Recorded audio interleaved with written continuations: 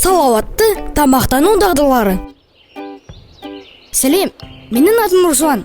Бүгін мен салауатты әдеттер жайында айтып беремін. Таңғы, түскі және кешкі асты күнделікті бір уақытта ішкен дұрыс. Негізгі астар арасында жеміс-жидек немесе аздап жаңғақ жеуге болады. Әрбір асқа кемінде 20 минут бөліңіз.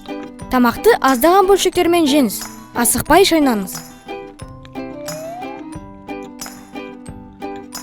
Тамақты рахаттанып ішу үшін басқа заттарға алаңдамауға тырысыңыз. Ұялы телефонға, теледидарға немесе компьютерге. Тамақтың орнына гаджетке назар аударғанда, миыңыз нені және қанша мөлшерде жегеніңізді білмей қалады. Сондықтан, тамақты шамадан артық жегендіктен, кейіннен өзіңізді нашар сезінуіңіз мүмкін. Қаптамадағы өнімдерді сатып алғанда міндетті түрде жапсырмасын оқыңыз. Жарамдылық мерзімін қараңыз. Сақталу мерзімі өтіп кеткен өнімді ешқашан тұтынбаңыз. Жапсырманы мұқият оқыңыз.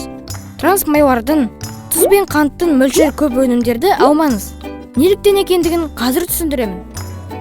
Трансмайлардың қоректік құндылығы жоқ. Олар семіздікті, диабетті, жүрек бұзылысын және басқа ауруларды туындатады. Тұз судың іркілуіне апарады.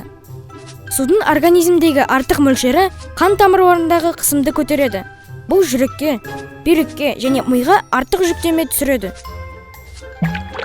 Осының барлығы түбінде жүрек ұстамасына, миға қан құюына, бүйрек бұзылыстарына және басқа ауруларға апару мүмкін.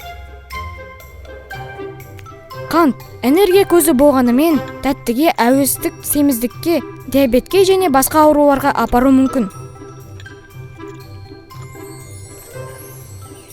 Осы ережелердің барлығын орындауға тырысыңыз. Сонда денсаулығыңыз мықты болады.